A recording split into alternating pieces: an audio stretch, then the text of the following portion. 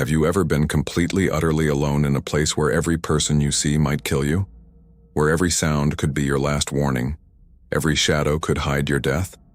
Can you imagine being 20 years old, speaking no Italian, carrying identification that marks you as the enemy, and trying to survive in countryside controlled by German soldiers who would torture and execute you if they caught you? What would you do when every instinct screams at you to trust someone, anyone? But trust could mean betrayal and a bullet in the back of your head. How do you keep moving forward when you have no map, no compass, no food, and no idea where your own lines are, or if they even still exist? I lived through that nightmare for 17 days in September 1943, and I'm here to tell you that survival behind enemy lines isn't about being brave or heroic. It's about being terrified every single second and somehow finding the will to take one more step, to hide one more day, to stay alive one more hour. It's about discovering that the line between life and death is thinner than you ever imagined, and that sometimes that line depends on the kindness of strangers who have every reason to let you die. My name is Thomas Harrington, and I was a private first class in the 36th Infantry Division, part of the 5th Army that landed at Salerno, Italy on September 9, 1943. We called it Operation Avalanche, and it was supposed to be the beginning of the liberation of Italy, the soft underbelly of Europe that Churchill kept talking about. But there was nothing soft about it. The Germans were waiting for us, and they turned those beaches into a killing ground. I survived the landing, survived the first few days of brutal fighting as we tried to establish and hold our beachhead against German counterattacks that very nearly pushed us back into the sea. I survived all of that, only to get lost during a German artillery barrage on September 12th, separated from my squad, wandering into enemy territory with nothing but my rifle, 2 clips of ammunition, a canteen half full of water, and the certain knowledge that I was going to die. The artillery barrage started just after dawn. We'd been dug in on a hillside overlooking the Salerno River, exhausted from 3 days of constant combat, trying to hold a position that command said was critical to the whole beachhead. The Germans had other ideas. They hit us with everything they had, trying to split our forces and drive to the beach. The shells came screaming out of the sky like the wrath of God, exploding in geysers of dirt and fire and shrapnel. I was in a foxhole with my squad leader, Sergeant Kowalski, when a shell landed so close that the concussion lifted us out of the hole and threw us 20 feet. I landed hard, my head slamming into a rock, and everything went black. When I came to, I had no idea how long I'd been unconscious. Minutes? Hours? The sun had moved, so it must have been hours. My head throbbed with the worst pain I'd ever felt, and when I touched my scalp, my hand came away bloody. My ears were ringing so badly I couldn't hear anything else. I looked around for Sergeant Kowalski, for anyone from my squad, but I was alone. The position we'd held was abandoned, churned into a moonscape of craters and destroyed equipment. Bodies lay scattered around, but I couldn't tell if they were American or German, ours or theirs. I called out for my squad, but my voice sounded distant and strange through the ringing in my ears. No one answered. I tried to figure out what had happened. Had we retreated? Had we been overrun? Where was everyone? I picked up my rifle, checked that it still worked, and started moving in what I thought was the direction of our lines. I walked for maybe an hour, stumbling through olive groves and across fields, seeing no one, hearing nothing but the constant ringing in my ears. Then I crested a small hill and saw them. German soldiers, maybe 20 of them, setting up a machine gun position in a farmyard below me. I dropped flat immediately, my heart pounding, and slowly crawled backward until I was out of sight. I'd been walking in the wrong direction. I was behind German lines, God knew how far, and I had no idea how to get back. That's when the real fear set in. Not the fear of combat, which I'd experienced and learned to manage, but a deeper, more primal terror. I was alone in enemy territory. I didn't speak the language. I was wearing an American uniform that marked me as clearly as if I had a target painted on my back. If the Germans caught me, I'd be lucky if they just shot me. I'd heard stories about what happened to Allied soldiers captured behind the lines, about interrogations that were really torture sessions, about prisoners who were executed rather than being sent to POW camps because it was more convenient. I needed to hide. I needed to think. I needed to figure out how to survive. I found a dense thicket of brambles and crawled into it, ignoring the thorns that tore at my uniform and skin. I lay there in the dirt, trying to control my breathing, trying to think clearly through the pounding in my head. First priority was staying hidden during daylight. Second was figuring out where I was. Third was finding a way back to Allied lines. I had no map, no compass, nothing but my memories of the briefings before the landing. The beach was west, I thought. The mountains were east. If I could figure out which direction was west, I could maybe work my way back. But moving during the day was suicide. I'd have to wait for darkness. I spent that first day in the thicket, listening to the sounds of war in the distance, trying to gauge where the fighting was happening, where the front lines might be. German trucks rumbled past on a nearby road. I heard voices speaking German, heard laughter that seemed obscene given the circumstances. These men were relaxed, confident, moving through their own controlled territory. They had no idea an American soldier was hiding 50 yards from them, scared out of his mind. As the day wore on, my thirst became almost unbearable. My canteen was half empty, and I knew I had to ration it, but my mouth felt like it was full of cotton. I allowed myself 2 small sips, and they did almost nothing to help. When darkness finally fell, I crawled out of the thicket and tried to orient myself. The stars were out, and I remembered something my father had taught me when I was a kid, about using the North Star to navigate. I found it, got my bearings, and figured out which way was west. Then I started moving, staying low, avoiding roads and lit areas, sticking to fields and olive groves. Every sound made me freeze. Every shadow might hide a German patrol. I moved maybe 2 miles that first night before exhaustion, and my throbbing head forced me to find another hiding place. I spent the second day in an abandoned barn, collapsed in the hay trying to sleep but mostly just lying there in fear and pain. By the third day, I was in serious trouble. My water was gone. I hadn't eaten since the morning of the 12th. The wound on my head had stopped bleeding but was starting to smell bad, and I worried about infection. My ears were still ringing, though not as badly, and I had a constant headache that made it hard to think clearly. I knew I couldn't survive much longer like this. I needed water, I needed food, I needed help, but how could I trust anyone? Italy had surrendered to the Allies on September 8th, just a day before we landed, but that didn't mean Italian civilians would help an American soldier. Some Italians were still loyal to Mussolini and the Germans. Others might turn me in just to avoid trouble, and I had no way to tell the difference. That afternoon, desperate with thirst, I watched a farmhouse from a distance. It was small, isolated, set back from the road. An old woman was in the garden, tending vegetables. She looked harmless, but I'd been in combat long enough to know that appearances meant nothing. Still, I was dying of thirst. I had to take the risk. I waited until she went inside, then I crept to the well in her yard and started hauling up the bucket. The rope creaked so loudly I was sure someone would hear, but I got the bucket up and drank deeply. The cool water, the most delicious thing I'd ever tasted. I was refilling my canteen when I heard the door of the farmhouse open. The old woman stood there staring at me. For a long moment, neither of us moved. Then she held up one hand and said something in Italian I didn't understand. She disappeared into the house and I ran, certain she was calling the Germans. But that night, feeling guilty about possibly getting the old woman in trouble, I snuck back to watch the farmhouse. There were no German vehicles, no soldiers, no sign that she'd reported me. She was alone. The next morning, driven by hunger that was now a constant gnawing pain, I approached the farmhouse again. The old woman saw me coming and didn't run or scream. Instead, she gestured for me to follow her. She led me to a stone outbuilding, some kind of storage shed, and pointed inside. She said something in Italian, her tone urgent, and pushed me toward the door. I didn't know if this was help or a trap, but I was too weak to run, too desperate to refuse. I went inside. The shed was dark and cool, filled with wine barrels and stored vegetables. The old woman left and returned a few minutes later with bread, cheese, and a cup of wine.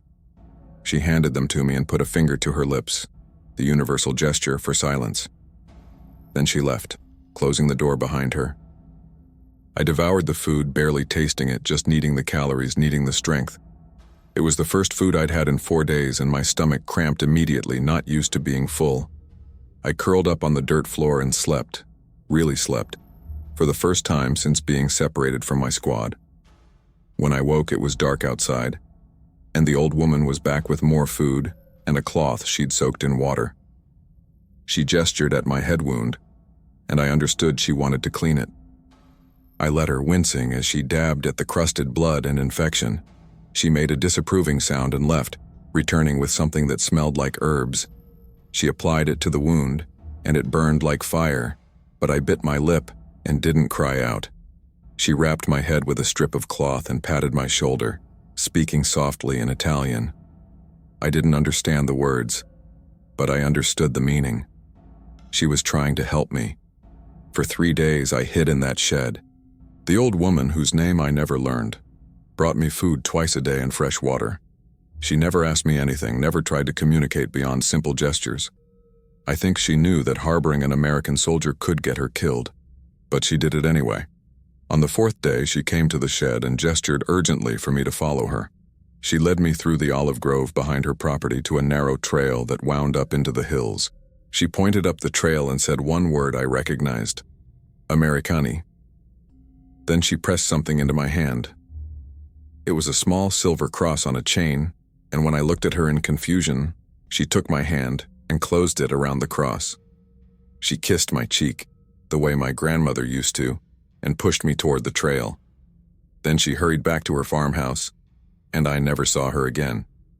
I climbed that trail for hours, following it as it wound higher into the hills. I had no idea if she'd actually directed me toward American lines or if I was just going deeper into trouble, but I trusted her. She'd saved my life. Why would she betray me now? As I climbed, I started hearing artillery fire in the distance, the distinctive crump of American guns. She'd been right. I was getting closer to the front, but between me and those lines were still German positions, and I'd have to get past them somehow. That night I came across a German supply dump, guarded by only 2 soldiers who were smoking and talking, clearly not expecting trouble this far behind their lines. I watched them from the trees, trying to figure out how to get around them. That's when I saw what they were guarding: fuel cans, ammunition, food. If I could somehow destroy that dump, it would help the Allied advance, would mean something beyond just my own survival. But how? I was one man with a rifle and 2 clips of ammunition. Then I remembered the grenades. Every American soldier carried 2 grenades. I checked my belt and found them both still there. Miracles that hadn't been lost in the blast that separated me from my squad. I waited until after midnight until the guards looked drowsy and bored. Then I pulled the pin on one grenade, counted to 3 like they'd taught us in training, and threw it as hard as I could toward the stacked fuel cans. I was already running when it exploded. The blast was enormous, much bigger than I'd expected, lighting up the night like sunrise. The fuel cans went up, and then the ammunition started cooking off, bullets and shells exploding in all directions. Behind me, I could hear shouting in German, voices raised in alarm. I ran through the darkness, branches whipping at my face, my lungs burning, expecting a bullet in my back with every step. I ran for maybe an hour before I collapsed, completely exhausted. The explosion had been visible for miles, and I could hear vehicles and voices as the Germans responded to the disaster. I'd probably just made myself the most wanted man in this sector of Italy, but I'd also struck a blow against the enemy. It felt good, felt like I was a soldier again instead of just a frightened boy trying to survive. I allowed myself a few minutes of rest, then forced myself to keep moving west toward those American guns I'd heard earlier.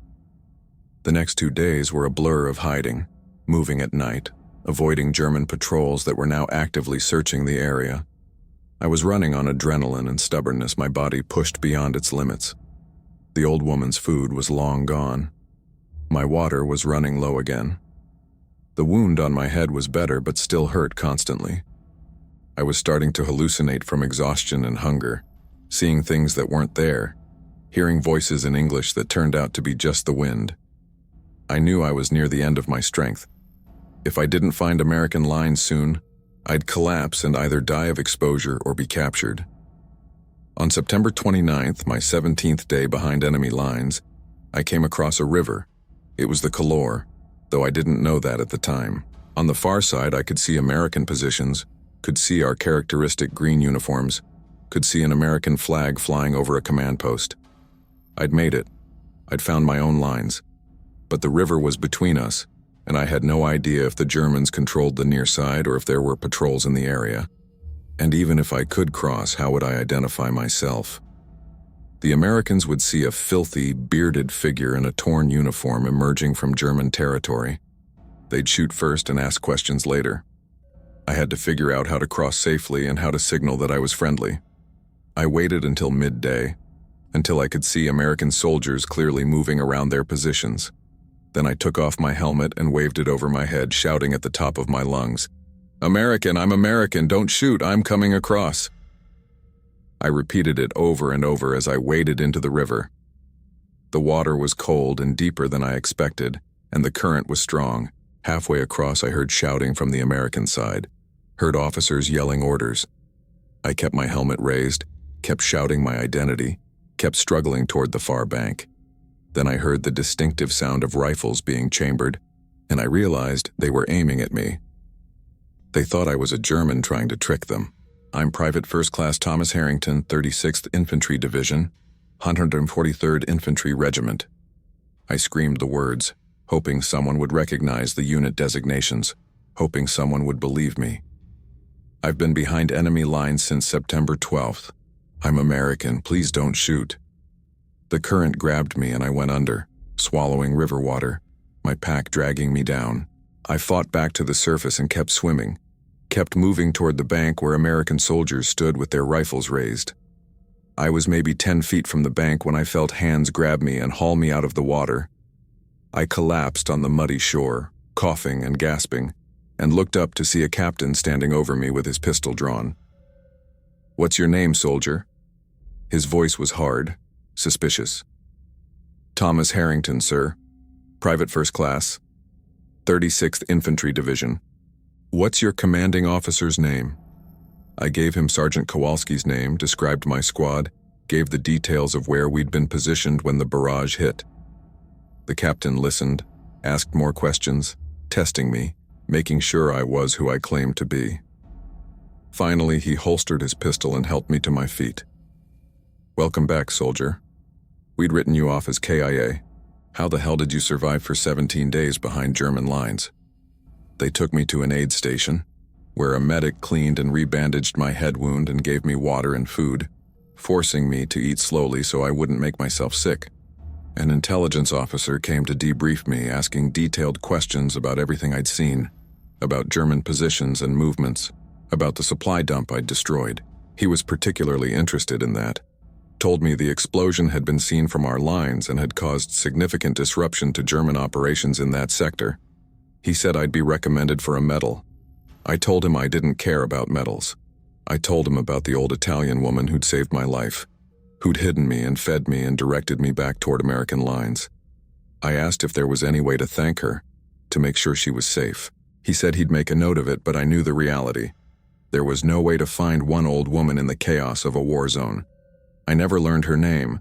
I never got to thank her properly.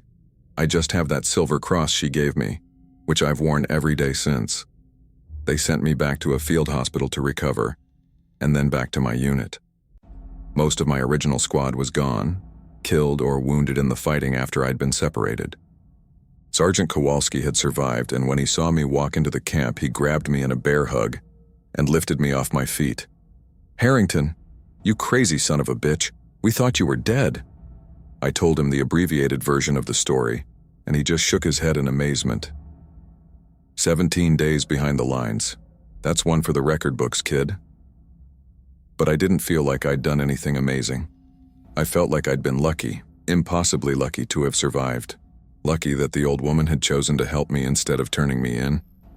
Lucky that I'd found that trail.